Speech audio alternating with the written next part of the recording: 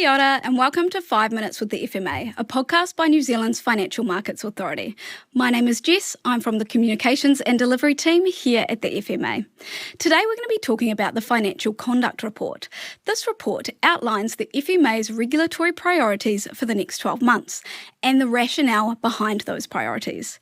Here to talk to us today about the report is FMA Chief Executive Samantha Barrass. Welcome, Sam. Thank you for joining me today. Absolute pleasure, Jess. Thank you for having me here. Let's start off by talking about why the FMA has produced the Financial Conduct Report, otherwise known as the FCR.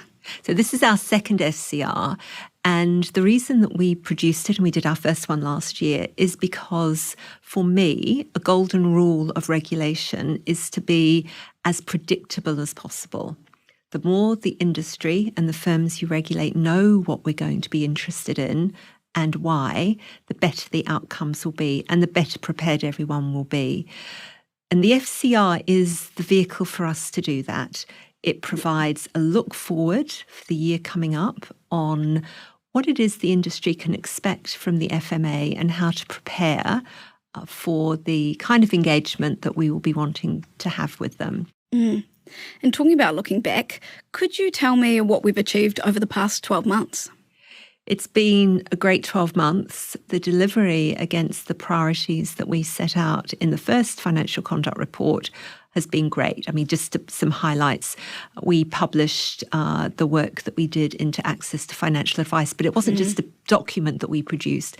We started a whole engagement and dialogue with the industry and with consumers over how we can enable a better access for Kiwis to financial advice. The second area was the successful sandbox, looking at providing opportunities for fintechs and other firms to innovate in a safe environment where we can look at what is enabled by our regulatory framework that we have and where we need to provide a bit more help.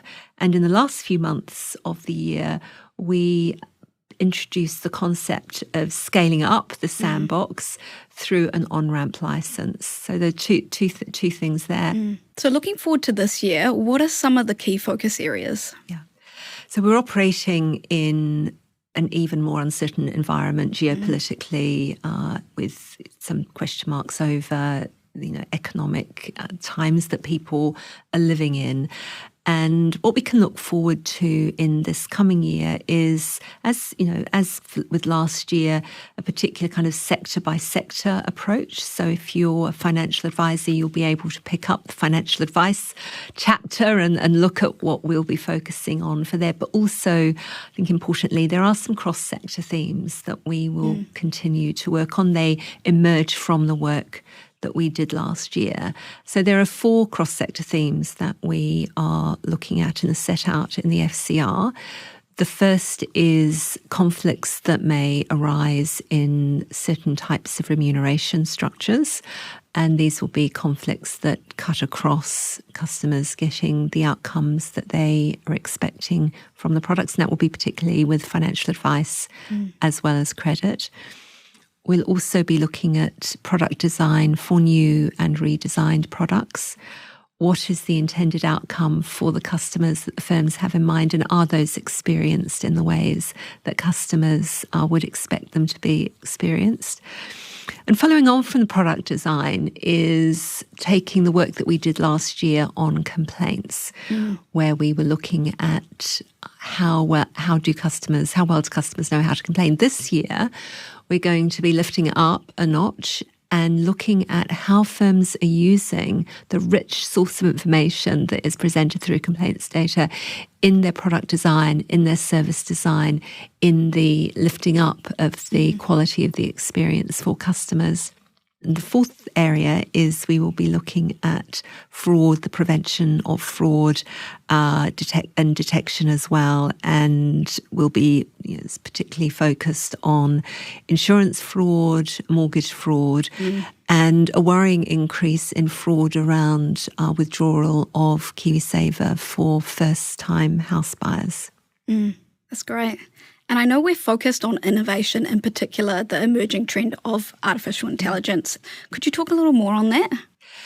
it's really important for the FMA that we support and foster a future-focused financial sector, that we are supporting and looking at the ways in which we can work with the regulatory system that we're in to make sure that firms can innovate and that New Zealanders can get the benefit of the new innovations. I was talking about financial advice just before. Yeah. The role of AI in the provision of financial advice is a real area of potential opportunity for customers to be able to, New Zealanders to be able to access financial advice. And so we will be really leaning into the support that we provide for innovation and encouraging firms to look at ways that they can innovate. And we'll be open ourselves to the way that we need to change the way we regulate and the kind of support that we need to provide in the broader ecosystem around innovation and fintech and technology, as I said, to deliver the outcome that New Zealand is, that we are supporting New Zealand's move to a really future-focused financial sector. Absolutely. Yeah, really important. Yeah. And in addition to the regulatory priorities, is there anything else that industry should be aware of? We will always be alive to the emerging risk, any emerging risks of harm, and being in a position to respond to that promptly will be a key focus for us. And what the industry will see is that we're perhaps using a broader range of tools in the way that we do that to enable us to move quickly. Yeah. So the Financial Conduct Report has a section on credit. Can you talk about what's happening there? The regulation of credit will be moving from the 1st of July from the Commerce Commission to the FMA.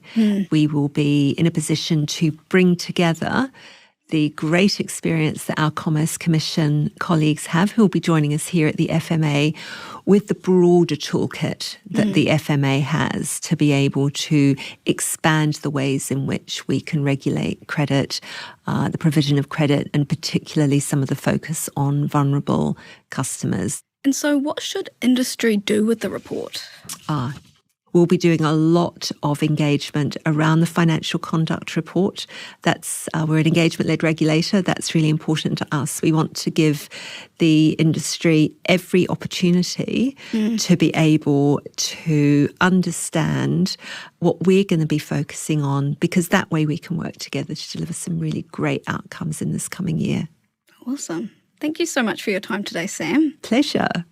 And thank you so much for listening. If you'd like to find out more about the Financial Conduct Report, you can head to our website. There will be some videos that will have the key findings for each sector. Just head to www.fma.govt.nz and I'll see you next time.